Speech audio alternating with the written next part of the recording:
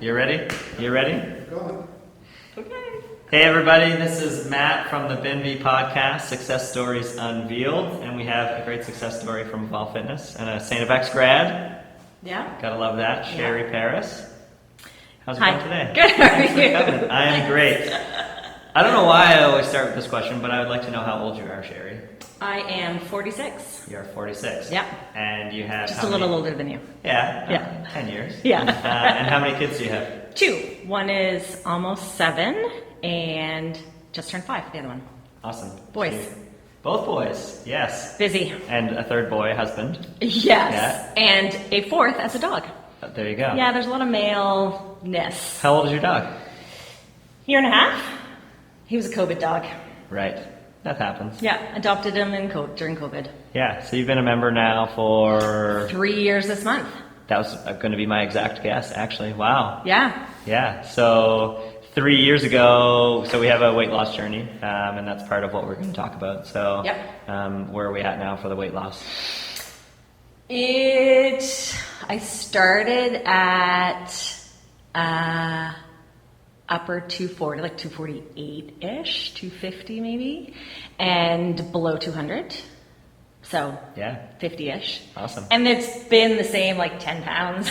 Yeah. up. Like I probably lost 80 pounds off and on over the whole, but that's Yeah. part of the journey. Yeah. And you're one of my favorite success stories because of, and I mean this in the nicest way possible, because of how long it's taken. Mm-hmm. And I don't want to say that and I mean that in like the best way possible, because people want it right away, but you're doing it the Absolutely. right way. Yeah. And I love Slow it. and steady. And I love your consistency of walking by my office every morning at 5:30, and sometimes you're more awake than other nights, and who knows how the kids and the dog and the husband were the night before, or maybe you went out and did something, but you're still walking by the office and still saying good morning, right? Yeah. And that Yeah. happens 3 times a week, Monday, Wednesday, Friday, and sometimes on the weekends. It And does. Yeah. So- Sometimes it's closer to 4:45, 4:48 that I'm running down, and that's my warm up. But Yeah, absolutely. have to be consistent. Yeah, so tell me about, like, I always have to ask people like their childhood, because some people have a little bit of an advantage, you know, if they had an athletic youth. What was your childhood like for like activity? Fairly active. I played ringette my whole life and was competitive. Went to Canada Games, so played all through high school. Then in university, played hockey. It wasn't varsity then, but the club. Yeah. We were what started women's hockey at St. FX. Amazing, I didn't know that. Yeah. Well, that's a proud thing. Yeah. So we did that for 2 years, I think. That might have been in my second year, 2 or 3 years. And then came back home and did nothing.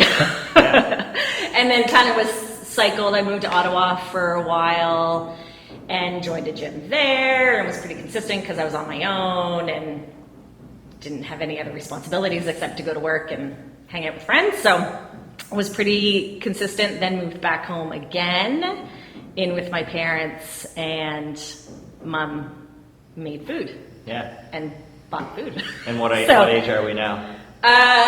When I moved back home the second time, Yeah. it was 2006 that I moved home. Okay. So 30. 31? Yeah. 30, 31? 31. Okay.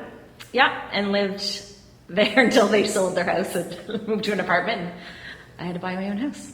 Yeah. Yeah. So I did join another gym. I was part of another gym prior to this because it was in my building at work. So it was super convenient. Would go there first thing in the morning and then go shower at work. Then they moved and my routine was gone. So I stopped again, and their gym's no further than what this is for me to drive, but I have people here. Yeah. And we'll get into all of that. Yeah. So would you say like right around like the low 30s, that's when things started to fall off track a little bit? Oh yeah. Yeah. And then it was just kind of up and down, inconsistent. Yeah. After that. So so we met 3 years ago, so the kids were really young. Tell me from like the low 30s until you joined Evolve, like different periods in your life that you were having success or not success with different things. Like what? Like, were you ever trying to get in, work on your goals? Like, did you have like specific goals? So No, I was working on having fun. Yeah, great. Yeah. Yeah. I had a great 30s. Awesome. 35. Yeah. So how old were you when you got married? I was thinking, I was doing my math with the car. Yeah. So I joined here 3 years ago in August, that December. So almost 3 years ago. Oh, wow. No, it's got to be almost 4 years ago. Yeah, no, it was the year before I joined here. Oh, cool. Yeah. Awesome. Yeah. Great. So do you remember, So I had the kids first. Yeah, there's some math for you. Yeah. So do you remember, leading up to joining Evolve, the process that was going through your mind? Yeah, there was a lot. Yeah. So what was that moment that you're like, I'm effing doing it right now? Mm-hmm. So there was a lot going on from when I met Ian, so 8 years ago. And then my dad was sick, and then he passed away 6 months after I had Michael, and then Mom was not well, and then she died. She passed away 6 months after we got married, the month before I started here. Okay. So there was a lot, and she wasn't healthy. She had Alzheimer's, she had arthritis, diabetes, all these things. And I had these tiny little children, and I was doing math in my head. I was in my late 30s, early 40s when I had them. I was too young when they died. So if I don't change what I was doing, then my kids are going to be way too young if I only make it to 70, my early 70s, like my parents did. So I I have to do something so that I can be around as long as I can to drive them crazy. I'm sure I drove my parents crazy. Yeah, absolutely. And then so I can enjoy them growing up and being able to do stuff with them. And we would go for walks and I'd be winded. Going to get them at daycare, I'd be winded. Just going up the stairs, I can't keep doing that. Mm-hmm. And then my cousin Lori was coming here, and she had good success with the online stuff. And she was coming, and I think there was a promo for 10 days or 14 days or something. So I came in with her and barely made it through the warm-up. Okay, 5 minutes, we're done, aren't we? I'm done, I want to go home. And then just kind of went from there. Yeah.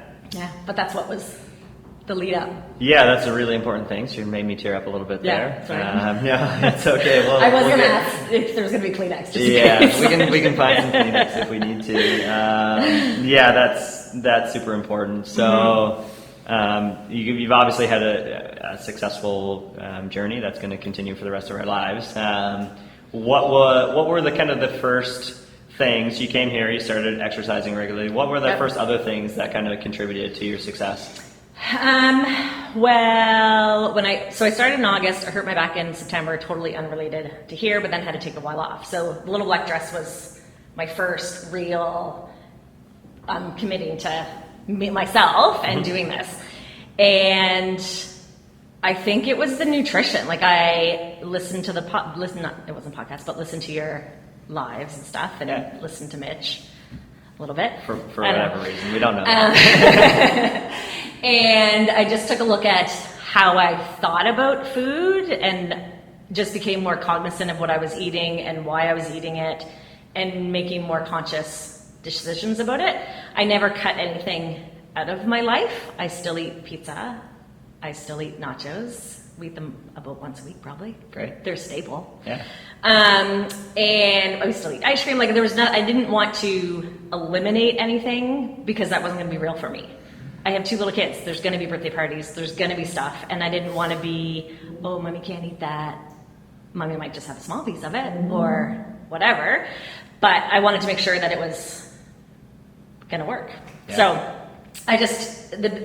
big changes were being cognizant of the food that I was eating and trying to eat more vegetables. And I started eating spinach. And I started having smoothies with spinach and cauliflower in it, and having a protein bar if I wanted something sweet instead of a chocolate bar, or just little things that added up to big things. Yeah. And trying to get more sleep.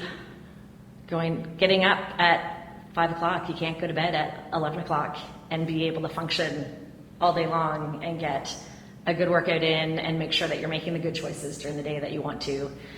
So going to bed at like 9. Probably, Yeah. well, you know about going to bed early. I do. But People ask me going- what the key to getting up at the time I do, and I said it's going to bed. Yeah. And that's the key.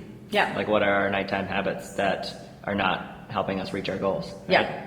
So going to bed early and turning the phone off so that it's not even vibrating if somebody's texting and stuff, and just trying to get sleep. Yeah, absolutely. Yeah. So those are the big things that I started. Yeah. And before you started, like, what were the things that made you nervous or gave you hesitation? I hate new things. Yeah? I don't like change. I was very glad that I had Lori to come in with, because I don't like going in somewhere on my own that's new. But yeah, and I wasn't sure how it was going to fit into my schedule, because I had to work at a certain time, Ian had to leave, we had to get the kids to daycare. Once they came home, like, there was a limited window. So just finding what was going to work for everybody. Yeah, but not knowing and not having done anything for so long and feeling weak, and knowing that I was probably going to judge myself, because that's what I used to do. I can't say I don't, but there's times, but I'm much more mindful of everyone's at a different place, so I'm just going to do what I can do. But that would have been a challenge at the beginning, to know that this was my first day. Yeah. They've been coming for how many ever years? Yeah. So Everybody has their first day, right? everybody has their first day. Yeah. Yeah. And so let's hit on the schedule thing, because that's important, Yeah. because there's a lot of people listening that have young kids and a partner and a dog Yeah. and things like that. Can you give any tips on making it work? Having a supportive partner. That was my next thing. Okay. Yeah. Yeah. Thankfully, well, and finding somewhere that has a class that you're going to get up to and go Yeah. for. Because I'm definitely not I can work out in the evening. I don't really, once I'm home from work, it's harder to get out. So having someone there that I knew is going to get up with the kids if I wasn't home when they got up, and start them getting ready for school or daycare or whatever it is, was good, because if I had to worry about that, then it wouldn't have worked. If I had to, because I couldn't go during the day because I was at work, and then it's just so much harder after. He would watch the kids, because I did also take up cycling last year. Absolutely. And he was very supportive in coming home a little bit early. He runs his own business, so he has somebody else that works with him, so he could leave sometimes early. So he would come home early so I could go for a bike ride at 4, and he would be home with the kids, feed them, get supper ready for me, do whatever, and I would go out for 3 hours on a bike ride. Yeah. Or be gone for 4 or 5 on the weekend for a bike ride. So having a very supportive partner, Yeah. definitely, and having the kids on board too. Like, they know that mommy's going to the gym, or mommy's going for her bike ride, and they talk about how strong that I'm getting. Then my 5-year-old thinks that I'm still weaker than he is. Mommy, I'm stronger than you. I'm like, Nice. yeah, you probably are. Prove it, brother. I've seen you lift weights. Yeah. He's definitely stronger than his brother. But Yeah. so they're seeing that healthiness, and they're supportive. They're not nagging me to stay at home, or why are you going out again. They know that it's part of what I do. Yeah. I don't want this to be a marriage show, but often the partner can be the sabotager. So was Ian on board from day one, or were there things that you had to tell him to adhere to? He was pretty much on board. He does most of the grocery shopping as well. So he always gets my spinach and gets my baby, like, he does all that stuff. We do like Dairy Queen, so there is sometimes that he will bring home blizzards. Yeah. But that's fine. And when I'm doing a challenge, I'm like, okay, honey, for 8 weeks, we're just gonna slow down on whatever, like a blizzard a week or a blizzard every 2 weeks or something. Not all the time. Yeah. All the time. So there are times that I have to be like, okay, I think, and he's sometimes better than me, because if I go to the grocery store, I try not to go hungry, but if I'm hungry, I am more the one that's going to buy the stupid snacks, and then I'll eat them. Yeah. So he goes to the grocery store and he just doesn't, they weren't on the list, so he doesn't get them. Whereas if I see them, I'm like, oh, that's a new brand of chips. I haven't tried those yet. Yeah. Gotta try that flavor. So he's more supportive in that way. I did that with the new flavor of the PC brand, like loads of garlic cheese bread chips. They weren't that good. So Right. I saw those. Yeah. They put them right by the self-serve checkout. So No, the spontaneous. Yeah. So But we've been love to hear that. And he would, like during the big 3-month one, he's like, I'd be sitting on the couch after supper and I'm like, oh, I'm really tired. He's like, did you go for your walk yet? You know you're gonna feel better if you go for your walk. Awesome. I'm like, oh, I love you. Yes, I'm going. Yeah. Perfect. So yeah, he's very supportive of that. Luckily, I'm very lucky. Yeah, absolutely. So there's been obstacles. Mm-hmm. What would you say were obstacles that you faced along the way? Besides the obvious of COVID. Yeah, so let's talk about that too, huge. because that's happening right now. Yeah. So the first lockdown was bad, but not as bad. I could get on board. I was doing regular online boot camps. Like, they were great. I was so appreciative that you guys picked that up so fast and were doing the virtual. But the second one was different. It was harder. And I don't know why, but maybe burnout. Like, it was just a COVID lockdown burnout. Yeah. I couldn't get motivated to do virtual. I'd have my closeout, I'd have everything, and it was tougher. Yeah. But so happy when the gym's open again. I could get back to boot camps again. But that was the big one, probably. And then just self-sabotage, like, just if I'm doing well, and this has always been, and I've been better at it this last 3 years, but like doing well, and people are starting to notice, and then I don't need to do anything, or like I don't want people to notice, so I stop. I don't know. Yeah. So that's been an obstacle that I've been working on, because I know that I do that. So doing this and doing the the other testimonial with the picture, like, that was hugely out of my comfort, because even though I post selfies when we work out all the time. Exactly. You're a great selfie poster. It's tough. Yeah. So self-sabotage would be a major problem for a lot of people. Like, do you have any tips on overcoming that? Just no. I don't know what I've just kind of tried to stay in my own lane, I guess, and just tried not to take compliments. I've been trying to take compliments. So if somebody compliments, not downplay it, because I have been working really hard, and I know that I deserve the compliment if somebody says, hey, you look like you've been working out, or you look healthy, or whatever. So I think just trying to take the compliments, because if you take them, then you're less likely to have them change in your brain to make it not a compliment. That's great advice. That you then sabotage yourself. Yeah. I think. I love that, because like somebody the other day even said to me, oh, your arms are looking bigger, and I was like, I just got a better tan or something like that. Right. You try to make excuses for it. Yeah. But you just have to own it, because you work hard. Absolutely. Yeah. And so if you're massively consistent here, I would say. If you've had a bad day, how do you overcome that to not let it spiral into not ever exercising again?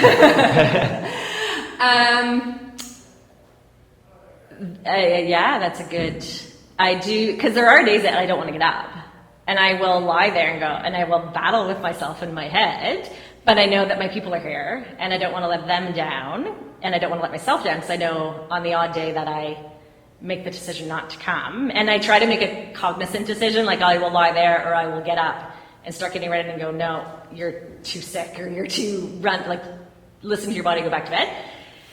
Because when I don't, and I just decide to roll back over, I feel like crap for the rest of the day. And it is really hard to not reach for that whatever that you would want to, because you effed up the day already anyway by not working out. Yeah.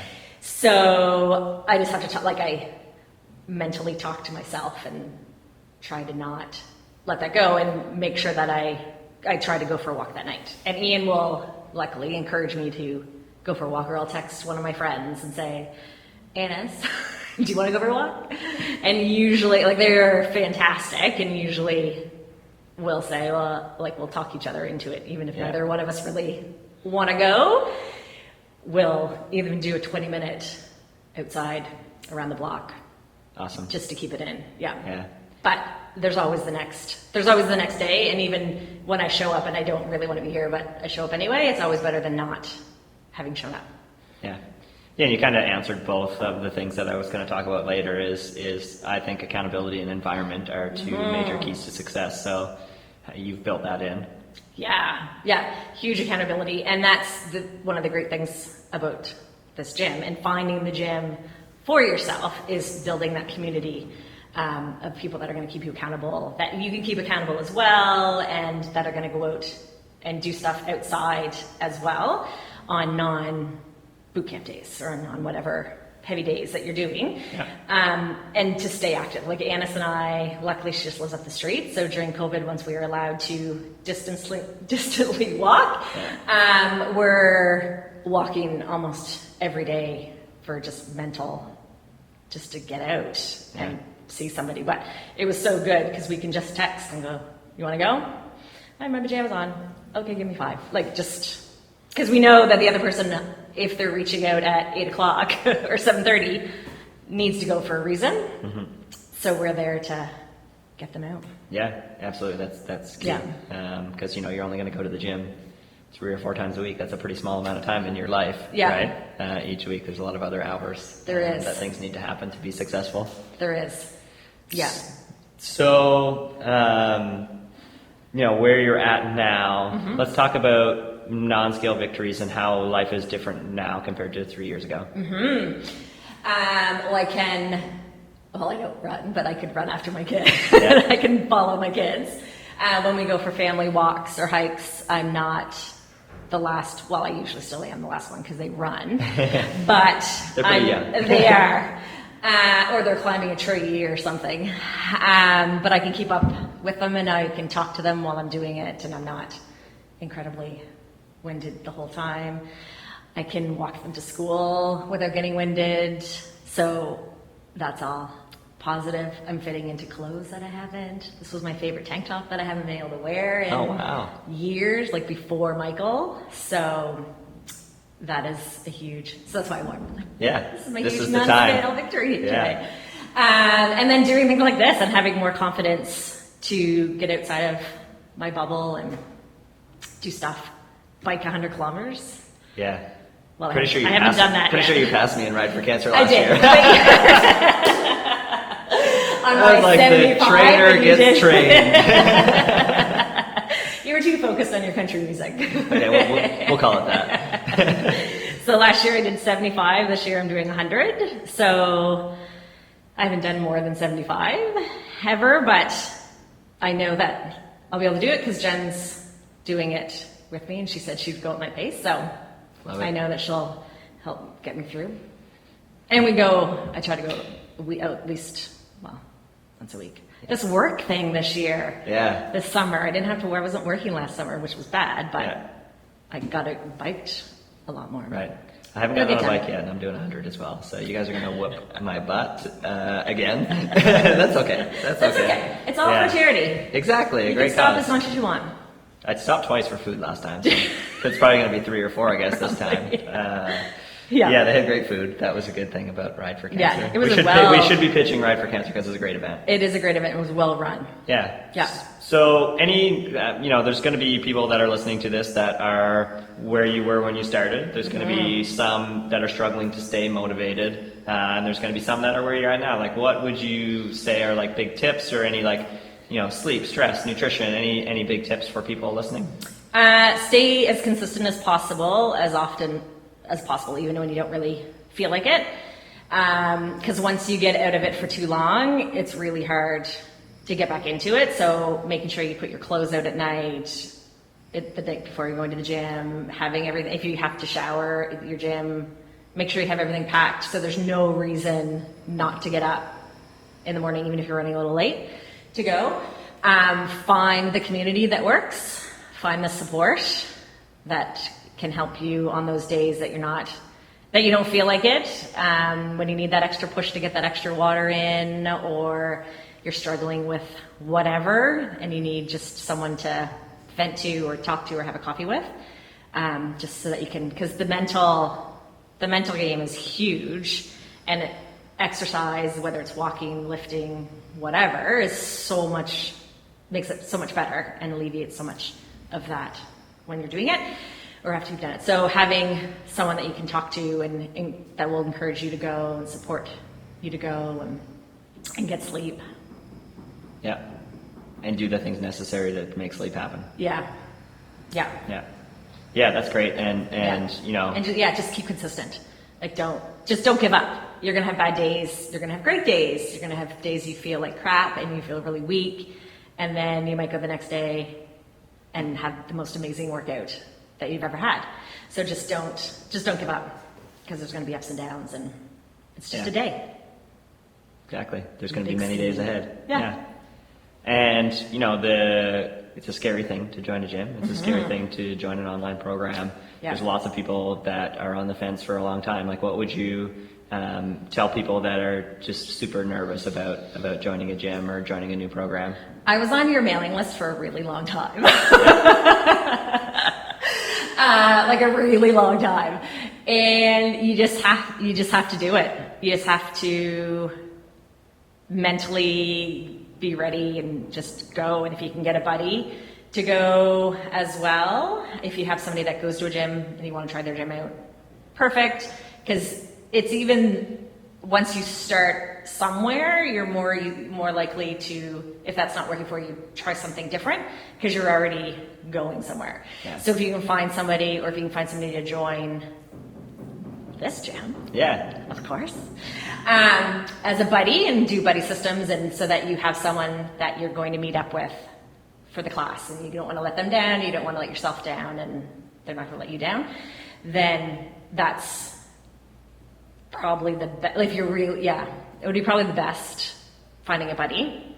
Or if you can get out of your comfort zone, which is really hard, and you come to the gym, smile at people.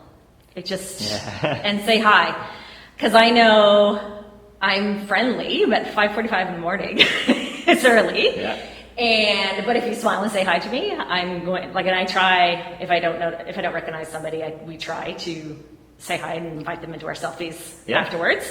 You invited me today. We did. And so we try to talk to people and make them feel as welcome as they can, but I only come to 5:45, so I don't always know if somebody's really new or not. Mm-hmm. But if you are, and if they're ever in our class, then definitely. But just, everyone's so friendly. Everyone's there to do their own thing and be supportive of everybody that's around them. Yeah. And that's, what I say to people all the time is that, you want your gym and your coaches to kind of align with your values and things like that. And yes, we're going to talk about Evolve on this show, but we want to promote all gyms that have those good values. And it's important that you like your trainers and you like the gym that you go to, right? Absolutely. So, it's like finding a massage therapist that you click with. Yeah. If you don't find one, you shouldn't, hopefully, you wouldn't just stop getting treatment for something you need treatment for. You'll go try to find somebody that you do click with. It's like a trainer or your gym. You got to find what works, because if you're not happy, you're not going to go. Exactly. And then you're just wasting your money. Yeah. So, and you're not doing anything for your health.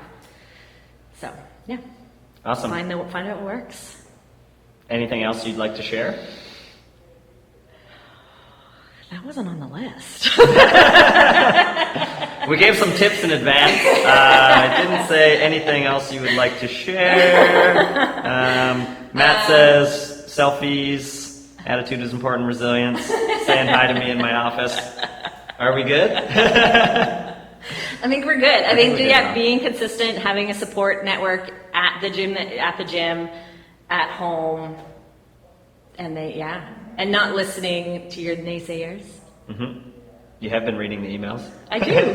I skim them. I'm going to be going to boot camp, and I'm going to be doing 5:45, and on Sundays 9:15, and then Jen comes over and he makes us breakfast, and Nice. it's delightful. We Yeah. sit and have coffee, and he brings us scromlets and Wow. oh yeah, not every week, but some weeks. We got eggs Benedict one week.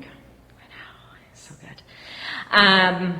But yeah, making a commitment to yourself, and that you're going to do it, and having the support around you. Love it. Yeah. Awesome. Well, thanks very much for coming, and You're thanks very everybody welcome. for listening. Thank you. It was fun. All right, all good. I survived my first podcast. You survived your first podcast. You survived it. You survived it.